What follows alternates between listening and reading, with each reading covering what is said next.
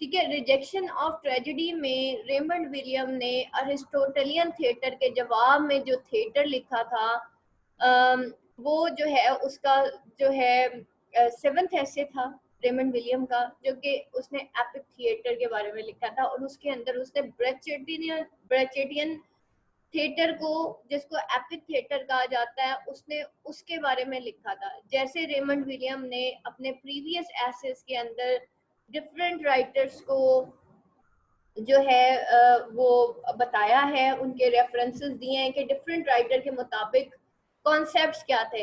अब रेमंड आपको बताएगा कि what is the difference between a Brechtian theatre या फिर epic theatre and a dramatic theatre या फिर अरिस्टोटेलियन थिएटर। ड्रामेटिक थिएटर के जवाब में रेमंड विलियम ने एपिक थिएटर के ऊपर ऐसे लिखा था, जिसको उसने रिजेक्शन ऑफ ट्रेजेडी का, उसने वो जो अरिस्टोटेलियन ट्रेजेडी है उसको उसने टोटली निगेट कर दिया। उसने कहा कि भाई ये जो सफरिंग बहुत ज्यादा दिखाई जाती है, इमोशनल अटैचमेंट दिखाई जाती है थिएटर के अंदर, ये नहीं होनी चाहिए।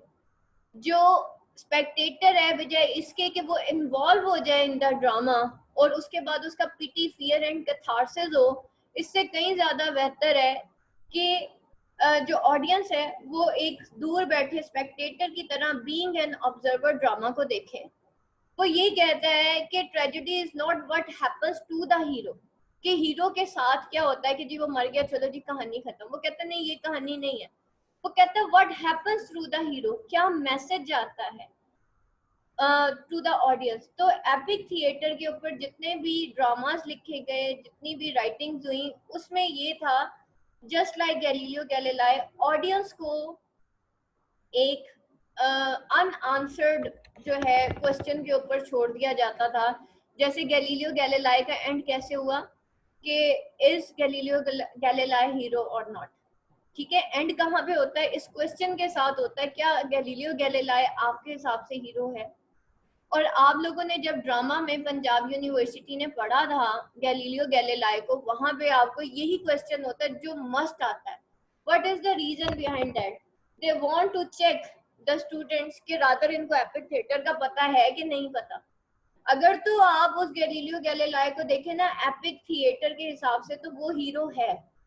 और अगर आप उसको देखें अरिस्टोटेलियन थिएटर के हिसाब से, ड्रामेटिक थिएटर के हिसाब से, तो वो हीरो नहीं था।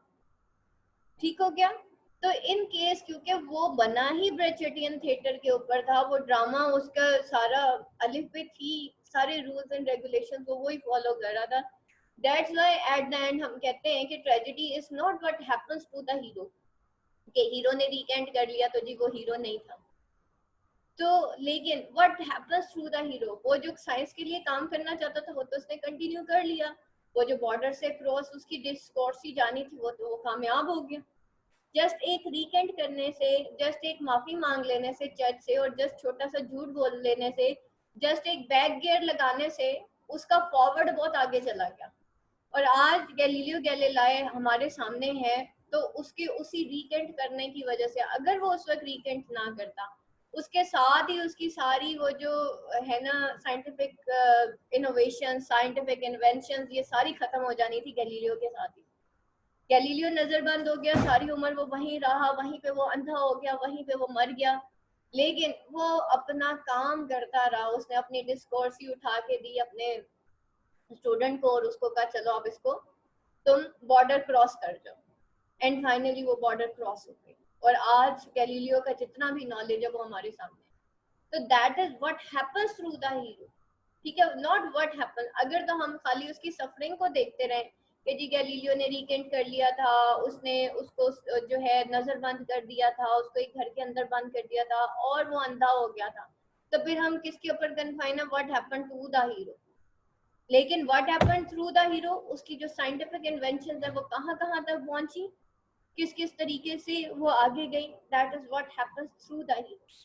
तो वो पिटी एंड फियर वाली जो इमोशनल एक रिलीज होता है इंसान का, वो उसके खिलाफ था। प्रेचेट जो है वो कहता था कि नहीं, ऐसा नहीं होना चाहिए।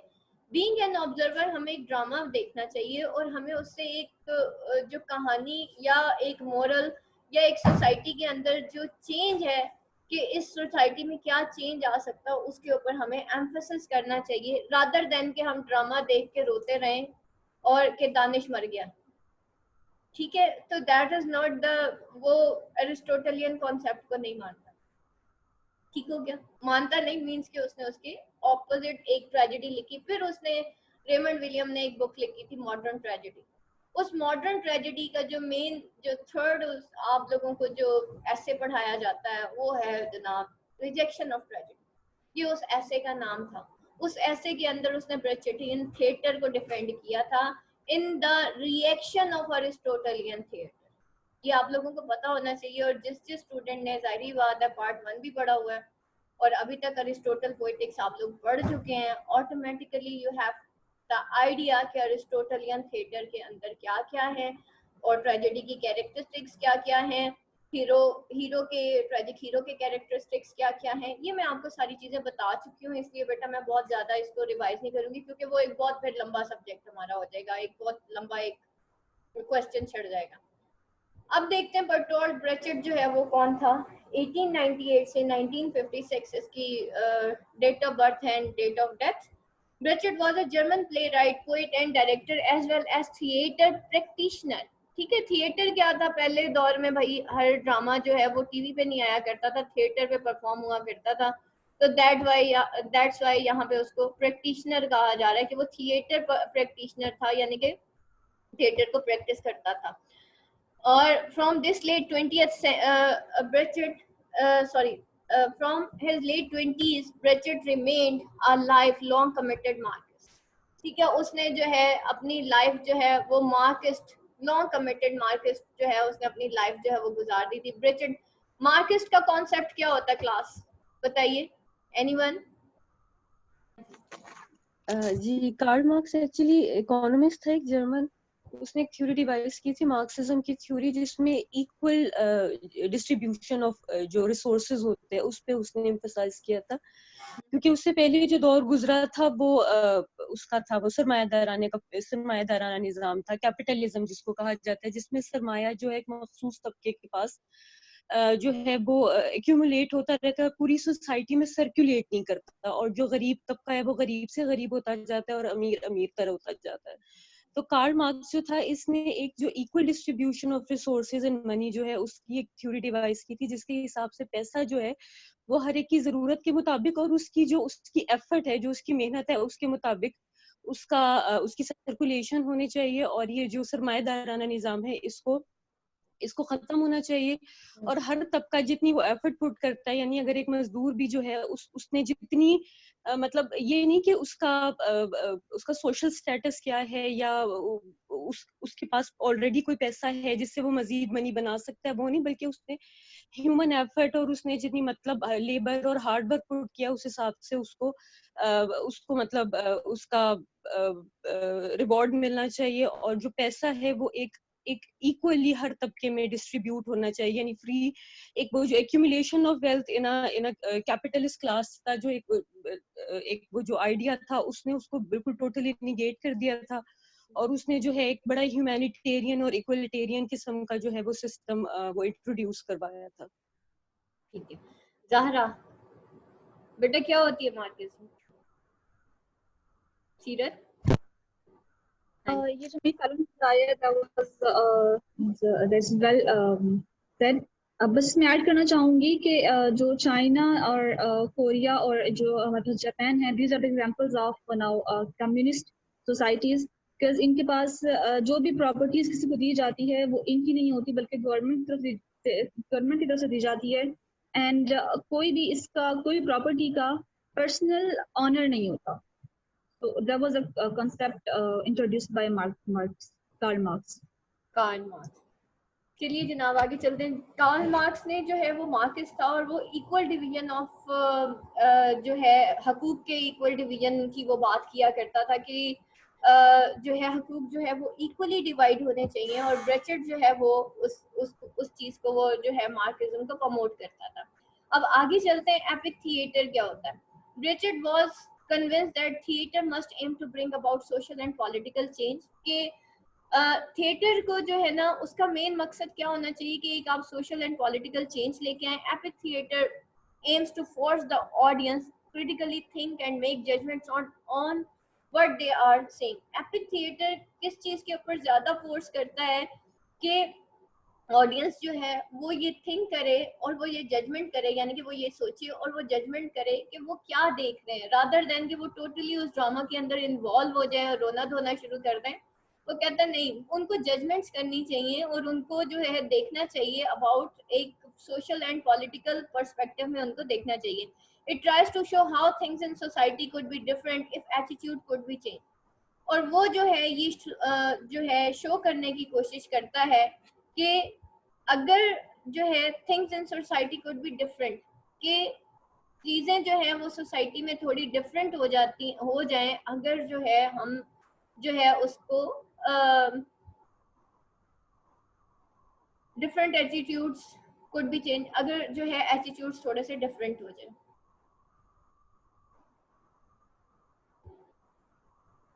अच्छा जी, यहाँ पे वो कहता है art is not a mirror held up to reality but a hammer with which to shape it। ये ब्रेचेट ने कहा था, बेटा ये कोड जो है जरूर ऐड कर लीजिएगा।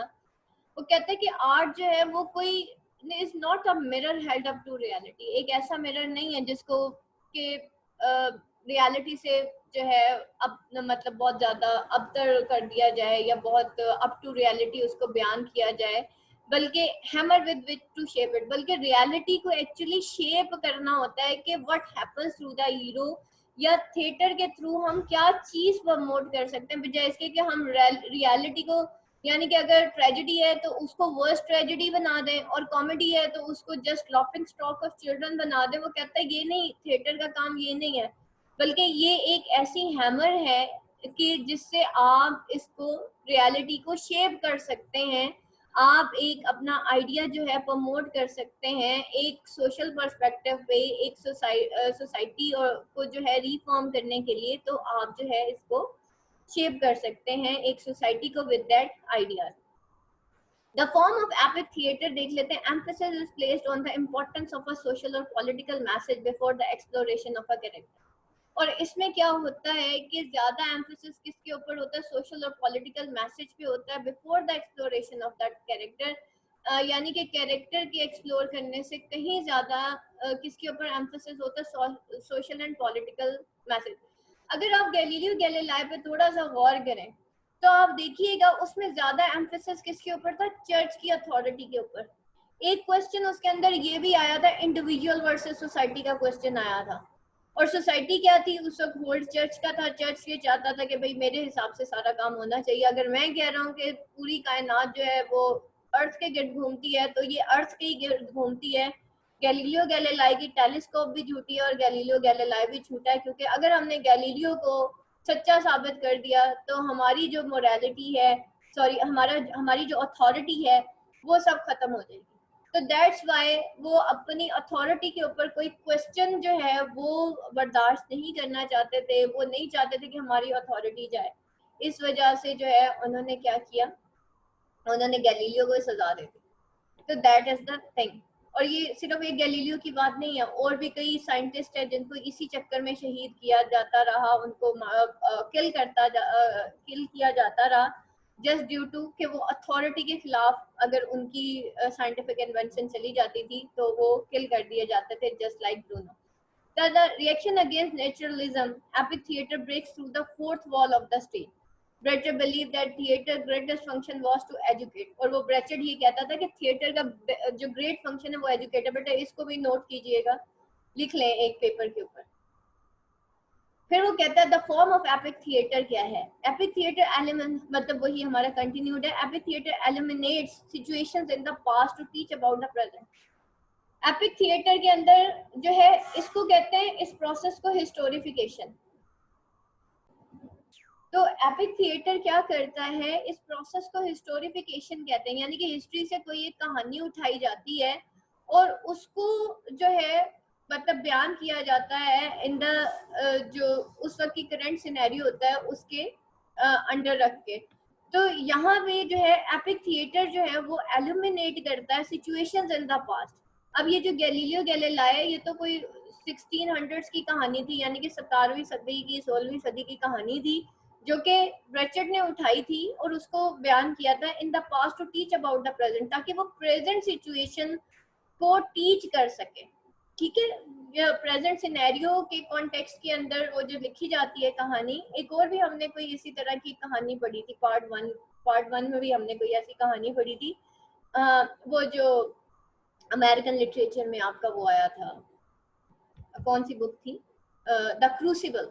उसमें भी हमने वो देखे, वो एक हिस्ट्री से कहानी उठाई थी और फिर उसने इसको हिस्टोरिफिकेशन भी कहते हैं, और ये एपिक थिएटर का एक बहुत बड़ा पार्ट होता है। Epic theater uses a variety of effects and techniques to constantly remind the audience that they are watching is not only a representation of reality, कि जो वो देख रहे हैं वो सिर्फ representation of reality नहीं है, not reality itself, और ना ही वो reality itself, but these techniques are called Wolfram's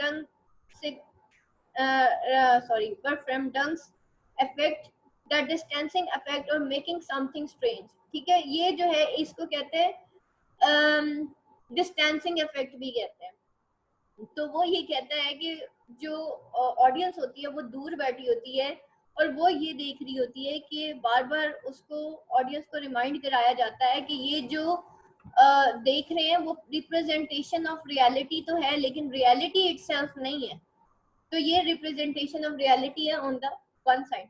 उसके बाद एग्जांपल्स देख लेते हैं वॉल्फ्राम इफेक्ट के। Song uses at commentary on action, songs इस्तेमाल किए जाते हैं। The use of captions and play cards आप नॉर्मली देखते होंगे, वो बच्चों के फंक्शंस में भी प्ले कार्ड्स उन्होंने बनाया होता है, सिंधी बलोची पठान फलाना, ये सारे प्ले कार्ड्स ही होते हैं जो डंडों के साथ ऊपर लिख दिए जाते हैं। और अगर आप वैसे भी ड्रामास देखें, इंग्लिश ड्रामास भी देखें या स्टेज ड्रामास देखें, उसमें अक्सर प्ले कार्ड्स और कैप्शंस यूज किए जा रहे होते हैं।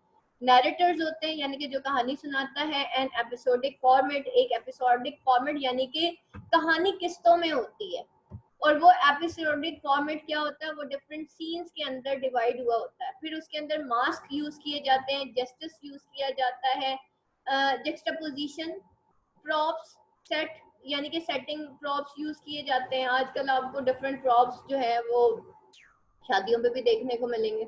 और फिर लाइटनिंग भी उसके अंदर होती है। आप देखें स्टेज ड्रामास में बाज ऐसे स्टेजेस होते हैं जिसमें एक गोल दायरा होता है, लाइट ऊपर से फेंक रहे होते हैं और वो सिर्फ कैरेक्टर के ऊपर पड़ रही होती है, और कैरेक्टर जहां जहां जा रहा होता है वहां लाइट जा रही होती है ताकि मेन फोकस उसी के ऊपर रह सके। इसी तरीके से जब उन्होंने एनवायरनमेंट के ऊपर या उसके इर्द गिर्द की सेटिंग के ऊपर करना होता है ज्यादा एम्फेसिस, तो लाइटनिंग वो किस तरफ कर देते हैं, वो उसकी सेटिंग के ऊपर कर देते हैं। तो कभी वो कैरेक्टर के ऊपर लाइटनिंग करते हैं, कभी वो सेटिंग के ऊपर।